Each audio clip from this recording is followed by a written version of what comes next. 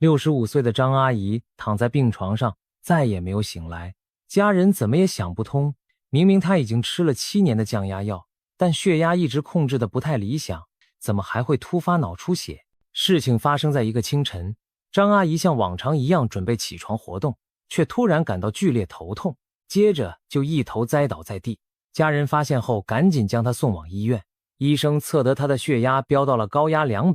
低压110毫米汞柱。进一步检查发现她的大脑已经出现大面积出血。虽然医生们竭尽全力抢救，但最终还是没能把她从死神手里拉回来。这一切让人悲痛又疑惑。要知道，高血压被称为无声杀手，长期不受控会严重威胁生命。然而张阿姨一直在吃降压药，理论上血压应该稳住了才对，为什么还会出现脑血管爆裂的惨剧呢？医生在详细询问了她的用药和生活习惯后，摇着头指出，她其实一直在犯3个致命的错误。她也感慨，如果这些误区能及时纠正，这场悲剧本可以避免。这3个错误为她的健康埋下了隐患，也给所有正在服用降压药的患者敲响了警钟。高血压是中老年人中最常见的慢性病之一，据统计，大约每4个成人中就有1人中招。更可怕的是，高血压往往没有明显症状，不知不觉就会损害心脏、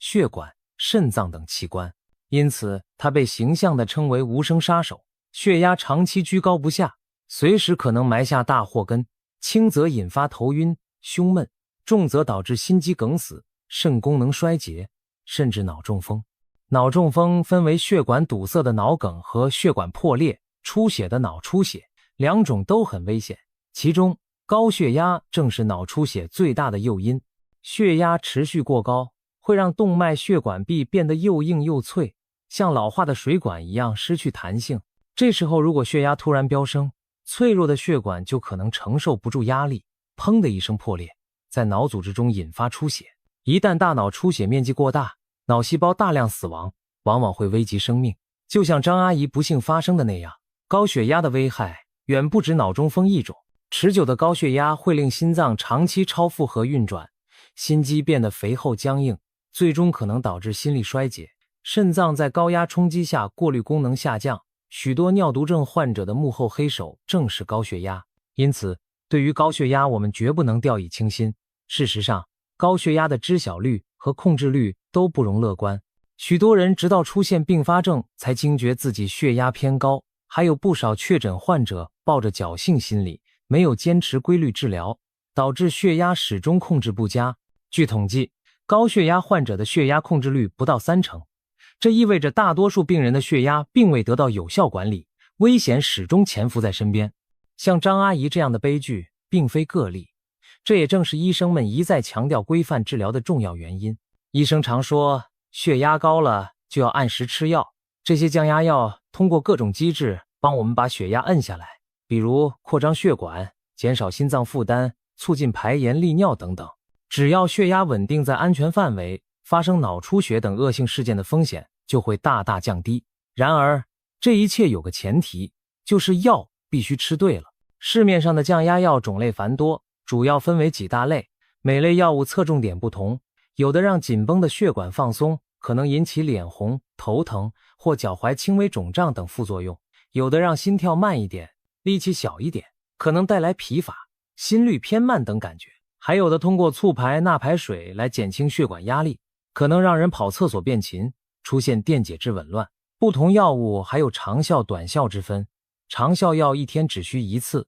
短效药则可能一天要吃2-3次。医生会根据患者的具体情况选择合适的药物搭配，力求用最少的药达到最好的控压效果。如果患者自己随便换药、停药，血压就可能控制不住，要么飙上天，要么猛地下，身体就会吃不消。此外，服药的时机要讲究。一般人体血压在清晨苏醒后容易达到峰值，因此很多降压药安排在早晨服用，以覆盖早高峰，避免清晨血压飙升带来的危险。不过，也有些患者的血压峰值出现在下午或夜间，这就需要在医生指导下调整服药时间，做到真正对症下药。当然，降压药再好，也不是吃了就一劳永逸，患者必须按照医嘱坚持服用，才能真正发挥药效。一些人对降压药存在误解，认为药有3分毒，害怕药物伤肝伤肾，结果用了错误的方法对付高血压。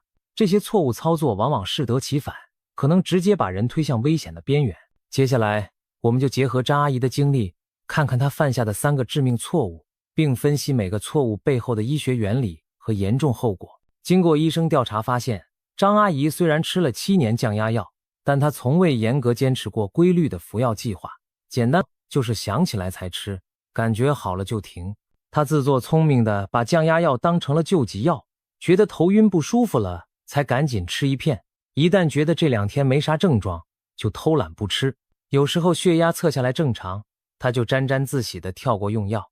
甚至连续好几天把药瓶束之高阁。这样一来，血压水平就像坐过山车一样忽高忽低。今天不吃药，高压值蹭蹭往上飙，明天想起来吃1片，血压暂时压下来，再过2天忘了吃，血压又飙了回去。如此反复大起大落的血压，比一直居高不下更危险。反复的血压冲击会严重损伤心、脑、肾等重要器官的血管，时间一长，血管壁就像被反复吹胀又放气的气球，变得薄弱不堪。一旦再遇到刺激，血压骤升，就可能发生血管破裂。一系列致命的高血压并发症，比如脑出血、心肌梗死、主动脉夹层等，都可能在这样的血压过山车中被触发。此外，张阿姨很少定期监测自己的血压，平日里不是等到头晕眼花才量血压，就是干脆凭感觉拍脑门判断控制的好不好。殊不知，高血压最狡猾的地方就在于症状并不明显，不少患者感觉不出异常，但血压可能已经在悄悄飙高。张阿姨仅凭身体感觉来决定是否用药，这实际上是在拿自己的健康冒险。正确的做法是养成定期测量血压的习惯，最好每天固定时间测一测并记录。血压计的数据比感觉更可靠，它能告诉我们药物是否起效，血压控制的是否达标。如果它能早点发现自己的血压并没有真正稳定，就不会一直在危险边缘而不自知。总之，随意停药、漏药让张阿姨丧失了对血压的控制权，血压不服管教，最终在某一刻突然暴走，导致了脑血管的灾难性破裂。说白了，她等于把自己的血压变成了一个不定时炸弹，一旦引线烧到底，爆炸就在所难免。进一步了解后发现，张阿姨其实一直对降压药心存顾虑，没有严格按照医生制定的方案来用药。她听信了一些坊间流传的说法，认为西药吃多了伤身体，想寻求不用吃药也能降压的土办法。高血压确诊之初，她抱着药吃多了伤身的想法，花钱买来不少号称纯天然无副作用的降压保健品，什么降压茶、降压贴，她都试过，花了不少冤枉钱。然而现实却很残酷，这些偏方既不能根治高血压，也无法有效控制血压，反而让她错过了早期规范治疗的最佳时机。其实，降压药的安全性和重要性早已被医学研究所证实，即便偶尔有点小副作用，也大多可以耐受或通过换药解决。与高血压失控可能带来的中风、心衰等大麻烦相比，药物副作用的风险简直是九牛一毛。另外，有人忧虑降压药吃久了会产生耐药性，或让身体上瘾，这种顾虑完全没有必要。降压药不是抗生素，不存在药效越来越差的问题，也不同于成瘾药物，不会让人产生依赖。只要坚持规律服用，药物就能有效地控制血压，这才是最重要的。不仅如此，在日常用药过程中，张阿姨也常常自行其事。比如有一次体检发现血压有些偏高，她没经过医生同意，就擅自把药量加倍，心想多吃点药能更快把血压压下去。结果药量过猛，她当天反而出现了头晕乏力、手脚发冷的低血压症状，把自己吓得不轻。可以说，无论是随意减少用药，还是擅自加大剂量，都非常危险。前者会使血压长期居高不下，后者则可能让血压降得过快过低，一味追求速效，忽视了平稳的重要性。高血压反倒更难控制，还可能引发心脑供血不足。降压药只有按照医生的指导服用，才能既安全又有效地发挥作用。自作主张的调整用药，无异于拿自己的健康当小白鼠，去做风险未知的尝试。至于那些声称不用西药就能根治高血压的偏方，更是听听就算了。当前医学界还没有找到彻底根治原发性高血压的神奇疗法，绝大多数患者都需要长期甚至终身服药来控制血压。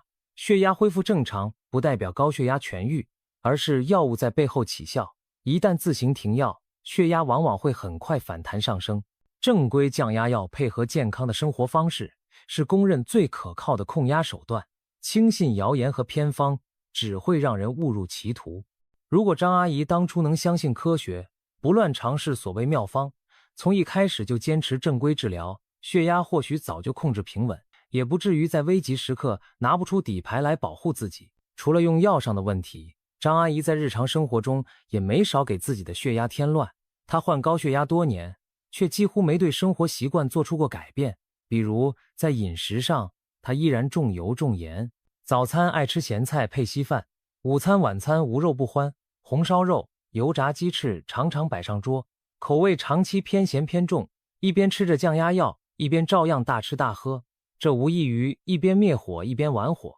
摄入过多的盐和脂肪会让血压控制变得更加困难。盐分里的钠会让血管中水分潴留，血容量增加，血压自然跟着升高。高脂肪食物则导致血脂异常，大量脂质沉积在血管壁上，日积月累形成动脉粥样硬化斑块，使血管变窄变硬。血管腔被这些油腻堵塞物填得越来越窄，弹性也越来越差，血压当然降不下来。更糟糕的是，长期高盐高脂饮食让心脑血管始终处于危险状态。哪天斑块破裂形成血栓或血压飙升冲破脆弱血管，严重后果就发生了。除了吃的不健康，张阿姨平时缺乏运动，也经常熬夜，久坐不动让体重一路上升，身体代谢变差，血压也跟着节节攀升。而睡眠不足和精神紧张则导致交感神经持续兴奋，体内应激激素水平飙高，血压更是雪上加霜。她的家人反映，张阿姨脾气还比较急躁，遇到烦心事容易生气上火，情绪的大起大落同样会诱使血压骤然波动。可以说，张阿姨在生活方式上犯了很多高血压患者常见的错误，是管不住嘴，迈不开腿，心态不平和。长此以往，药物再给力也架不住生活习惯一直在拖后腿。要想稳稳控制血压，药物和健康生活习惯必须双管齐下。药物负责把血压拉下来，良好的生活习惯负责稳住阵地。可惜张阿姨没能认识到这一点，以为有药物保驾护航就万事大吉，生活中依旧为所欲为。结果血压在药物和不良习惯的拉扯下始终未能达标，最终导致了悲剧的发生。讲到这里，大家应该明白了，降压药不是万能的护身符。如果犯了以上这些错误，高血压依然会虎视眈眈，随时发动攻击。对于长期需要服药控制血压的人来说，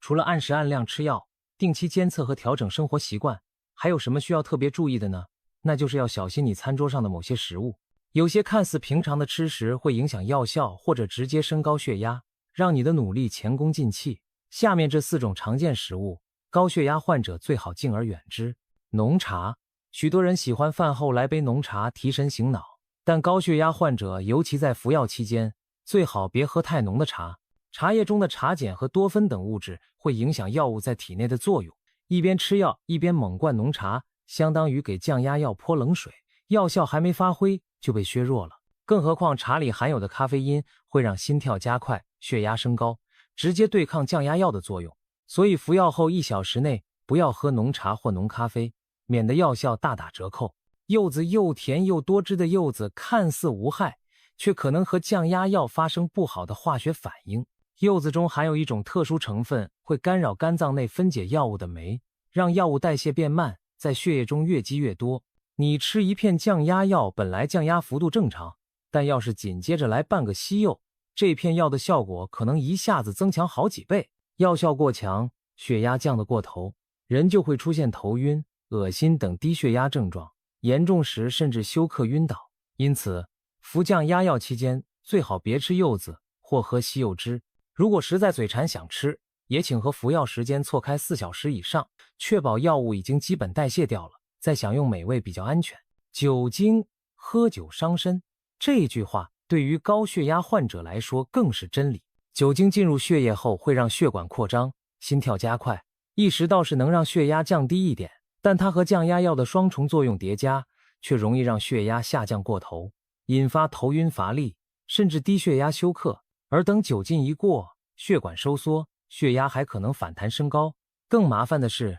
长期饮酒会损伤心肌和血管，导致高血压更加难以控制。所以不管白酒、红酒还是啤酒，服药期间都应尽量避免，一滴也别沾，用药还贪杯，后果可能相当严重。动物内脏，比如猪肝，不少人觉得动物肝脏营养丰富，可对于高血压患者来说，这类食物却很不友好。以猪肝为例，它的胆固醇含量非常高，吃下过量的胆固醇，身体一时间消化不了，就会在血管内沉积，形成动脉硬化斑块，血管腔被这些油腻堵塞物填得越来越窄，弹性越来越差，血压也就节节攀升。高血压患者本就需要低盐低脂饮食，如果还经常大口吃猪肝、肥肠、猪脑等动物内脏，无异于给自己的血管火上浇油。就算服用了降压药，血压也可能因为血管情况变差而难以下来，因此这类高胆固醇的食物还是敬而远之为妙。以上几种食物简直就是高血压和降压药的死对头，想要药物有效发挥作用，让血压老老实实听话，就务必管住嘴，尽量别碰这些餐桌上的雷区。高血压的管理就像打一场持久战，单单依赖药物而不讲究策略，很可能功亏一篑。通过张阿姨的故事，我们看到长期服用降压药，如果用药不规范，生活不节制，高血压依然会虎视眈眈，伺机伤人。所幸这些错误都是可以避免的。各位不妨扪心自问，上述这些错误，自己或家人有没有再犯？如果有，现在就是改正的最好时机，可别等到酿成大祸才追悔莫及。按时按量把药吃好，定期把血压量好，该忌口时就忌口，该运动时就运动，再保持一个平和的心态。只要方法对头，高血压并不可怕，可怕的是置之不理。我相信我们完全可以把它管得服服帖帖，让这个隐形杀手变成纸老虎。愿每一位认真对待高血压的朋友都能远离脑出血等噩梦，健健康康，安享幸福的晚年。